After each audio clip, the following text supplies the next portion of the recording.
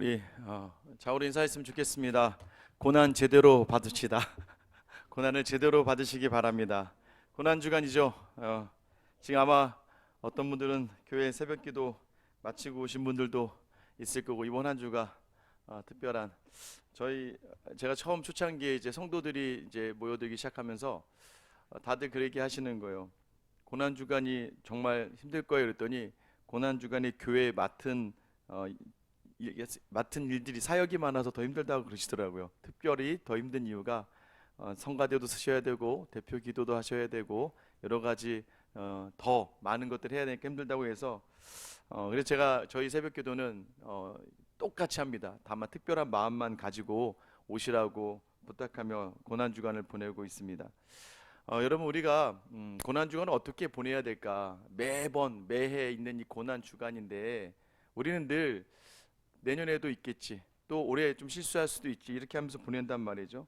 저는 이번 고난 주간을 오늘 말씀을 통해서 어떠한 마음으로 보내야 되는가, 믿는 사람이라면 열심하면 좀 저도 나름대로 누구에게 뒤지지 않을 만큼의 열심이 있다고 생각합니다.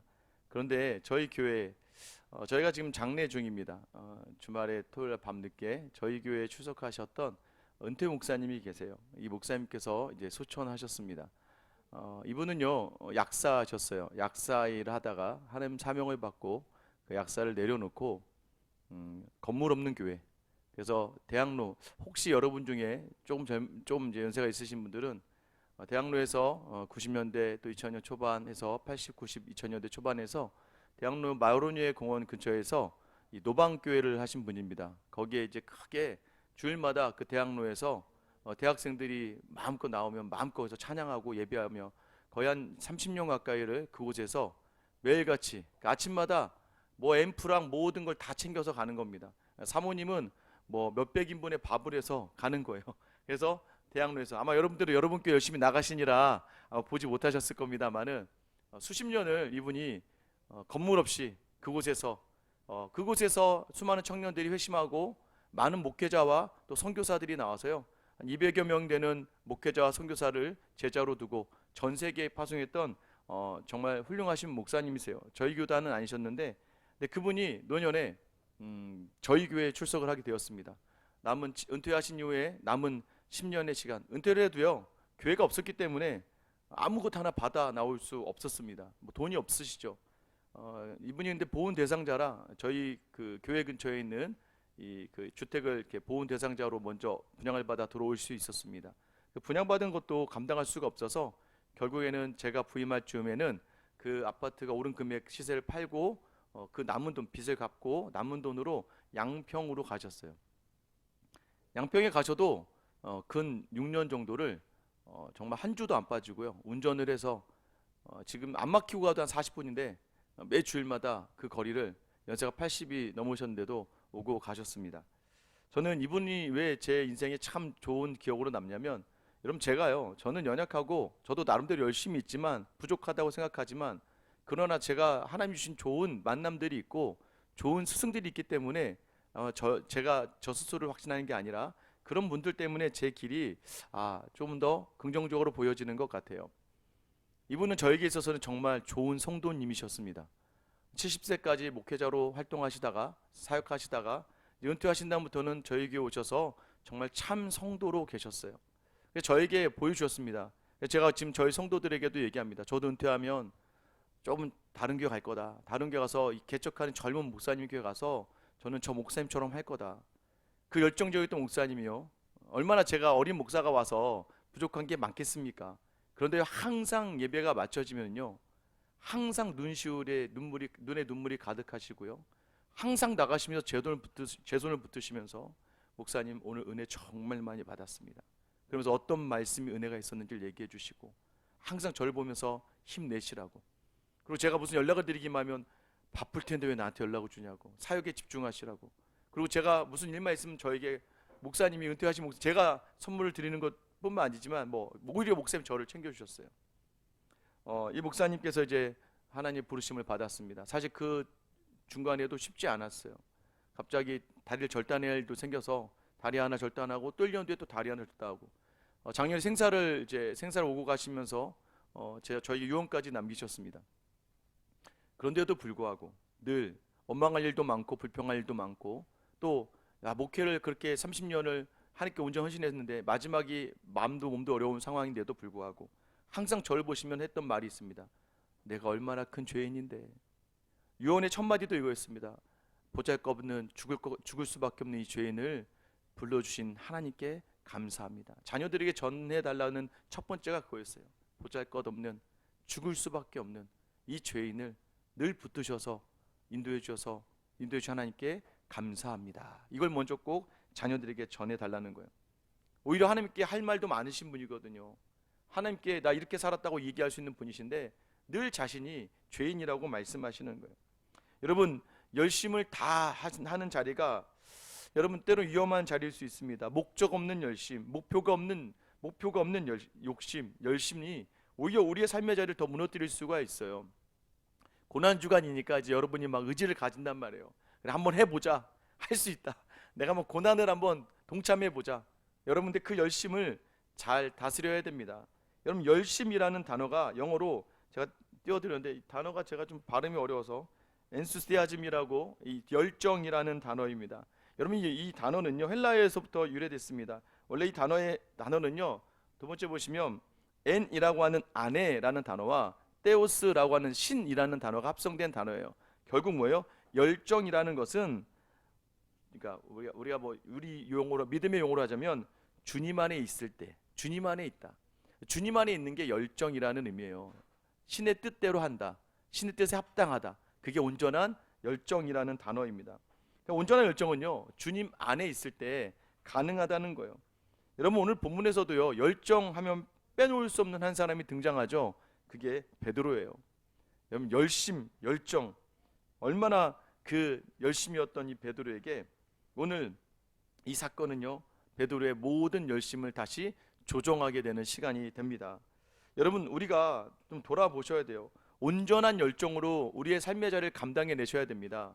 고난주간도 마찬가지고 여러분의 직장의 자리도 마찬가지예요. 교회의 자리와 가정의 자리도 마찬가지입니다. 열심 어디서요? 주 안에서. 오늘 말씀을 통해서 여러분의 모든 행위와 모든 삶의 자리를 주님 안에 담는 온전한 열정이 있게 되기를 예수님의 이름으로 축원합니다. 여러분, 이 온전한 열정에 담겨지지 않으면요 우리는 우리가 믿는 예수를 우리의 믿음을 부끄러워하게 된다는 거예요. 오늘 66절에 보면 베드로는 아랫뜰에 있더니 이 아랫뜰을 강조하는 이유가 무엇일까요? 예수님은 위에 또는 집안에 있겠죠. 근데 베드로는 아랫뜰에 있다는 거예요. 이미 예수님과의 거리가 멀어지게 된 거예요. 예수님을 회피하게 되는 겁니다. 여러분, 우리가 열심을 내다가 우리 뜻대로 되지 않을 때 우리는 그 자리를 회피하게 되거나 그 자리를 부끄러워하게 되게 된다는 거예요. 그리고 어떻게 들어가는지 모르지만 이 대제사장의 집 아랫뜰에 들어가서 불을 쬐고 있었어요. 자, 그런데요 이 베드로의 상을 보여주듯이 여종 하나가 66절에 보면 대제사장의 여종 하나가 와서 베드로가 불 쬐고 있는 것을 보고 주목하여라고 얘기해요. 주목하다는 단어는 이게 째려봤다는 거예요. 저거 그냥 이렇게 시선이 아니라 뭔가를 파헤치려고 지금 베드로를 보고 있었다는 거예요. 그러면서 뭐라고 이야기합니까? 너도 나사렛 예수와 함께 있었도다, 이렇게 얘기합니다. 여러분, 너 나사렛 예수와 함께 있었어.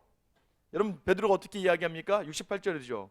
베드로가 부인하여 이르되, 부인했대요. 나는 네가 말하는 것이 무엇인지 알지도 못하고 깨닫지도 못하겠노라 하며 앞들로 나아갔대요.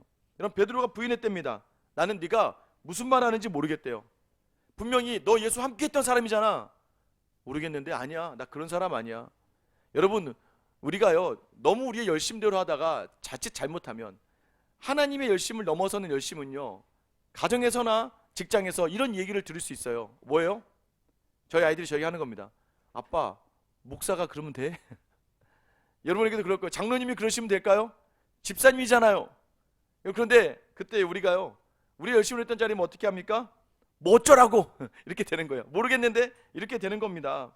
이런 베드로는요 이전에 주님과 함께 있던 자리가 가장 행복했던 사람이에요. 주님과 함께 있음을 가장 자랑했던 제자가 이 베드로였습니다. 항상 예수님 옆에서 호위했어요. 아이들이 오면 막 아이들이 못 오게 하고, 막 환자들이 있으면 예수님 쫓아낼까요? 제가 예수님 옆에 있는 게 자랑이었고 늘 자신의 영광이라고 생각했던 이 제자가 이제는 예수님과 함께 있었다는 자리를 부끄러워하게 되는 거예요. 여러분, 여러분의 열심으로 살아가다간 여러분 어느 날 여러분이 문득 봤을 때 여러분의 믿음의 자리가 부끄러워질 때가 있다는 거예요. 제가 저희 동네 교회 와서 좀 이제 익숙해졌는데, 이전에는 제가 부교육자로 있었으니까 교회와 저희 사택이 좀 멀리 있었거든요. 그냥 또 교회도 지역 교회가 아니기 때문에 뭐 멀리서도 오기 때문에 제 주변에 사는 성도들이 많지 않아요. 근데 지금 저희 교회는 저희 교회 성도들의 한 80% 이상이 전부 다 저희 지역에 살고 있습니다. 길을 가다가도요, 사람들 많은 곳에서도요, 항상 목사님 이런 소리가 들려요. 심지어는 학교에 등교하던 아이들이요, 횡단보도에 서 있다가도 목사님 안녕하세요 그러거든요.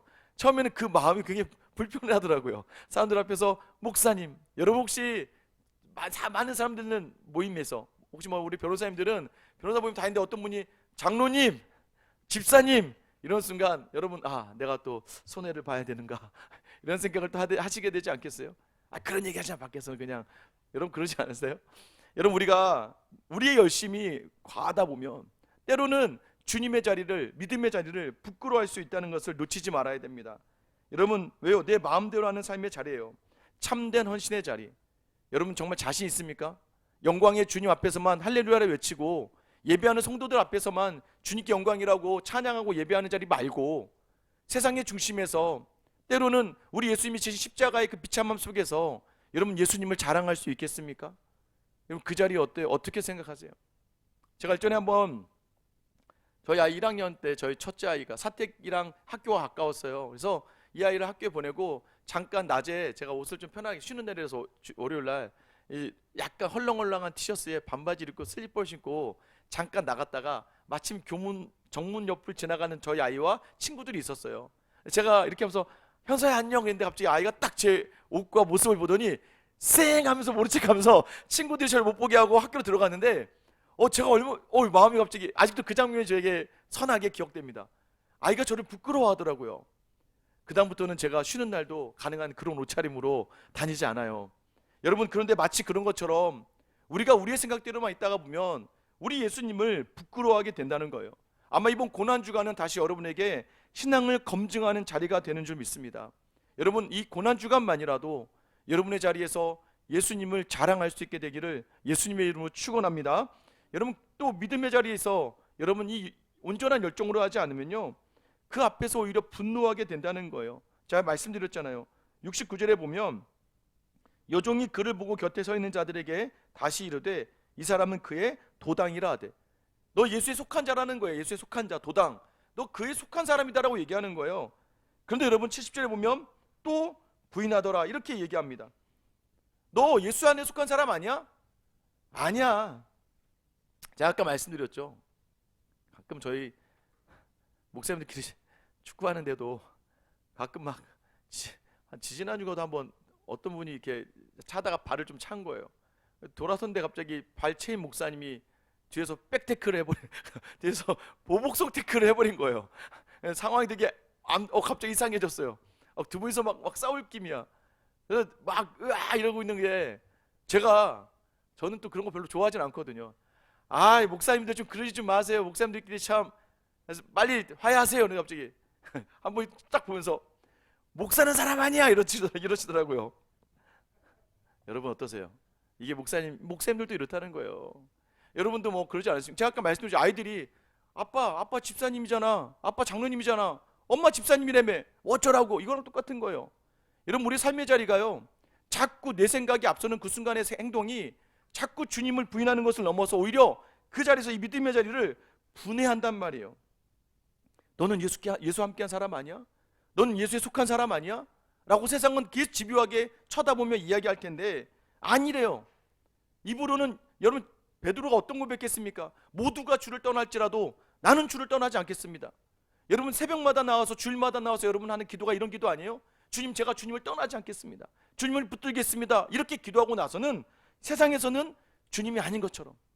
어제 사역 훈련을 하는데 한 집사님이 이런 얘기를 하는 거예요.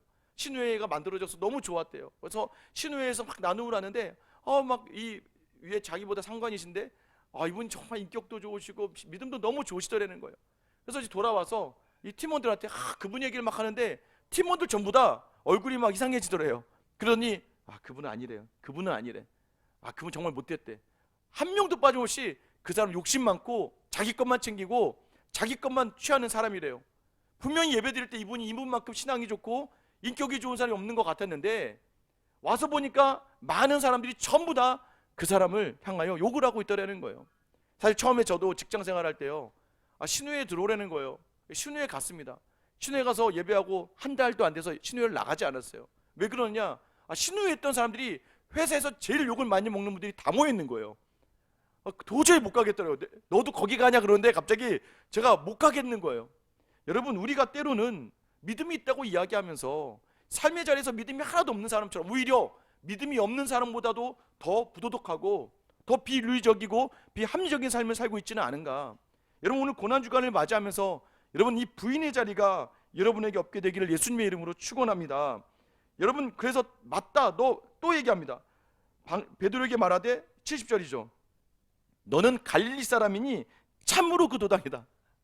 아니, 난 참으로 그리스도인입니다 하는 것도 아니고 다른 사람이 당신은 참 그리스도인입니다라고 얘기하는데, 여러분, 베드로가 뭐라고 이야기합니까? 우리 한번 71절 같이 한번 읽어보겠습니다. 시작. 그러나 베드로가 저주하며 맹세하되 나는 너희가 말하는 이 사람을 알지 못하노라 하니라. 여러분, 저주했대요. 이 저주라는 단어는요, 단순하게 욕설을 했다는 정도가 아니라 내가 거짓이면 내가 저주를 받아 파멸을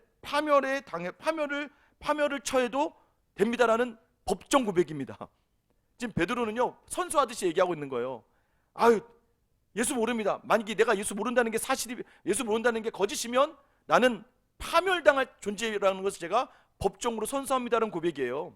더 나아가서 맹세라는 단어는요, 이 단어는요, 신의 이름을 걸고, 그러니까 하나님 이름을 걸고 내 진실을 보증합니다. 여러분, 지금 베드로는요, 정말 지금 순간 자신의 생존을 위해서요, 자신을 위해 여태까지 사역했던 예수님을요, 뒤로 한 채 내 목숨이 없어질지라도 난 예수를 따르지 않는 사람이라고 거짓을 말하는 거예요. 여러분, 이 말을 할 때 베드로의 모습을 생각해 보세요. 아니라니까요. 나 아니라니까. 난 예수를 저주합니다. 나는 맹세할 수 있어요. 여러분, 예수 믿는 사람이라고 하는데 왜 분노합니까? 왜 예수 믿는 사람이라고 하는데 화를 낼까요? 왜 그를 저주할까요? 여러분, 우리의 모습 돌아보라는 거예요. 여러분, 저는 이번 한 주만이라도, 고난주간 한 주만이라도 여러분의 믿음이, 여러분의 신앙이 주님 안에 온전히 결탁되어져서 말씀에 온전히 붙여져서 이번 한 주만이라도 예수님 보시기에 합당한, 여러분, 그러면 그럴수록 아마 더 몰아붙일 거예요. 지금 여종이 막 몰아붙이고 사람들이 몰아붙이는 것처럼 너 예수 맞아? 예수쟁이 맞아? 너 예수 믿는 사람 맞아? 너 크리스찬 맞아라고 할 때 여러분, 삶으로 이야기할 수 있는 여러분 되시길 예수님의 이름으로 축원합니다. 그러지 않으면 어떻게 돼요?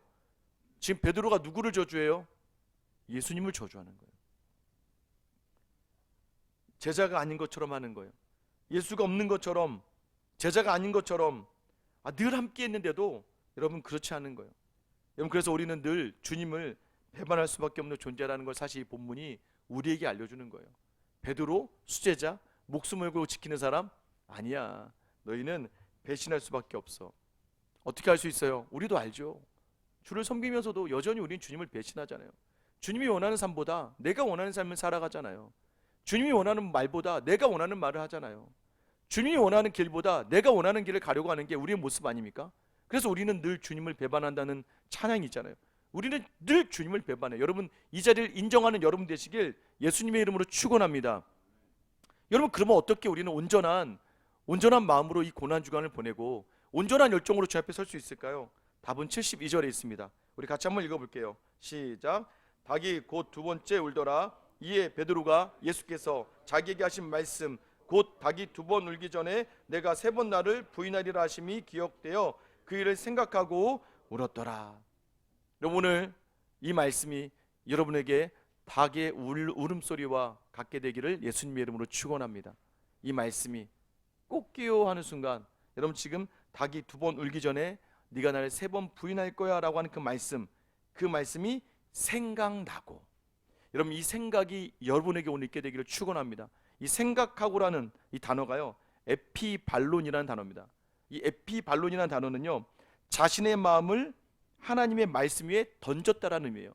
그러니까 지금 주님이 말씀하신 것을 생각했다는 건 뭐냐면 그 말씀에 내 마음을 던졌다는 걸 이야기하는 거예요. 여러분, 망각하는 건 죄의 시작입니다. 그러나 기억하는 것은 다시 회복의 시작인 것을 여러분 놓치지 마셔야 돼요. 실패자가 유다처럼 절망으로 치닫지 않고 회복으로 나아갈 수 있는 이유가 바로 주님이 하신 말씀을 우리 영혼 속에 담아내는 자리입니다. 여러분, 어떤 말씀이었어요? 너는 나를 배반할 것이다. 여러분, 예수님 아신다는 거예요. 우리들 주님을 배반할 것을 주님은 아신다는 거예요. 여러분도 여러분의 자녀가 여러분을 배반할 거 알잖아요. 여러분의 자녀가 지금 잠깐 10살까지만 부모를 따른대잖아요. 11살 때부터 친구를 따른대잖아요.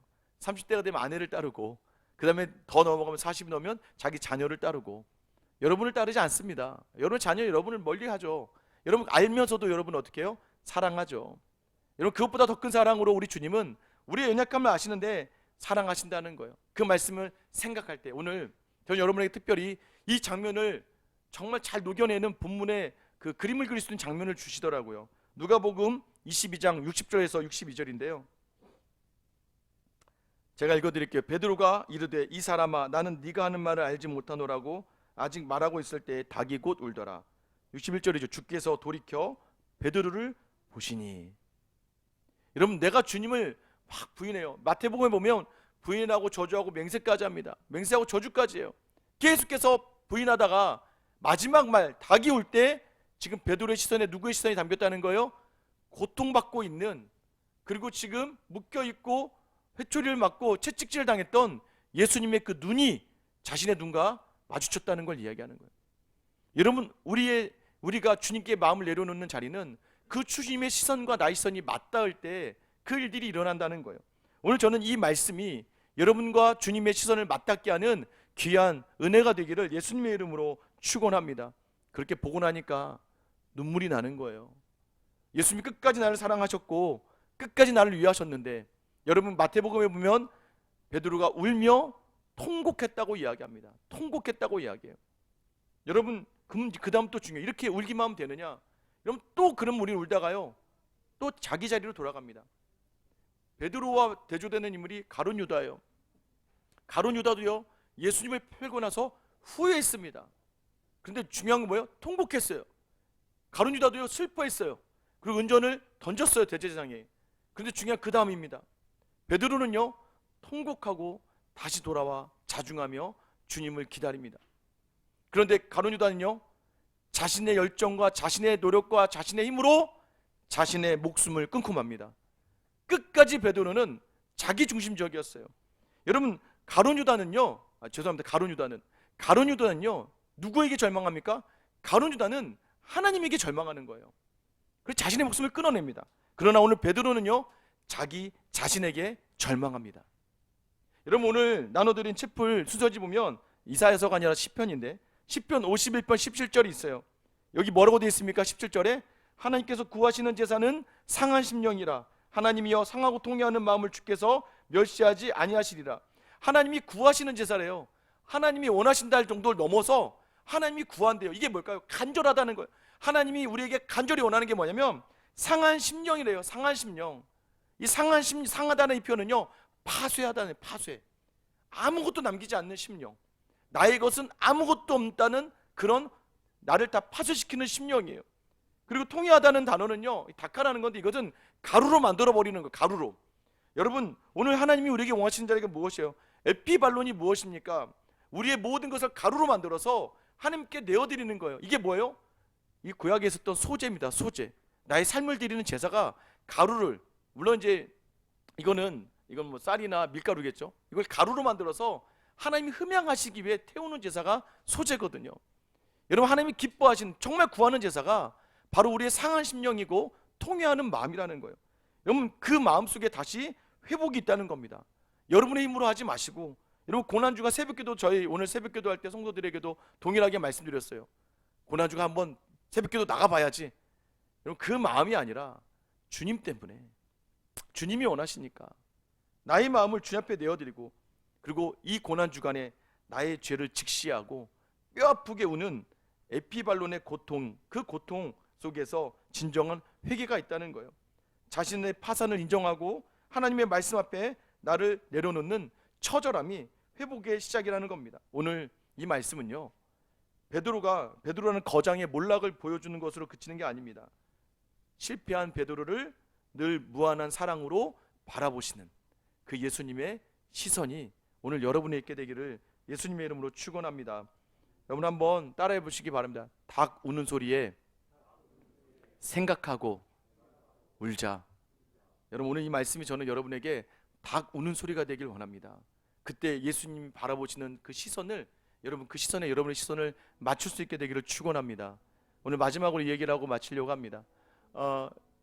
아까 말씀드렸던 이 목사님께서 이제 참 저에게는 큰 도전과 도움이 되셨어요. 늘 우셨습니다. 늘 우셨어요. 그 이유를 몰랐어요. 늘 왜 우실까? 아니 설교도 들을 만큼 다 들으셨을 텐데 왜 우실까? 그리고 자신만큼 열정이 있었던 사람이 어디 있습니까? 저는 그렇게 못해요. 저는 아무것도 없는 길바닥 위에서, 땅바닥 위에서 저는 그렇게 말씀 전하지 못합니다. 그 정도로 할 수 없는, 그런데 그분 그렇게까지 하셨음에도 불구하고, 왜요? 늘 이 마음이 있었기 때문입니다. 늘 죄인인 자신을 부르신 예수 그리스도. 두 다리가 없어서 절망할 때도요, 늘 나는 죄인이라고 그렇게 고백하시는, 저는 그게 이해가 되지는 않았어요. 여러분 오늘 여러분에게 어떤 마음으로 지금 이 자리에 서 있습니까? 우리도 모르게 이 정도면 됐지. 오늘 새벽기도 드렸으니까 됐지. 오늘 촛불까지 드렸는데 나 정도면 됐지. 여러분 이 교만의 자리가 아니라 오늘도 늘 우리의 마음을 다 부수고 우리의 마음을 파쇄하며 주님께 나올 때에, 여러분 이 고난주간도요 내 힘으로 하려고 하면 안 됩니다. 오늘 하나님 안에서 감당하시길 바랍니다. 주님 안에 담아서, 여러분 저는 여러분들이 가는 곳마다 예수 그리스도의 십자가의 그 언덕을 올라가셨던 피가 뚝뚝뚝 떨어지는 그 보혈의 자리를 여러분도 같이 걸으며, 그 십자가에 달리신 예수님이 저는 여러분을 보며 고통 속에서만 그치는 게 아니라 우리를 보시며 기대의 시선으로, 또 감사의 시선으로, 또 칭찬의 시선으로 여러분을 볼 수 있는 귀한 십자가의 시간이 되기를 예수님의 이름으로 축원합니다. 우리 찬양할게요.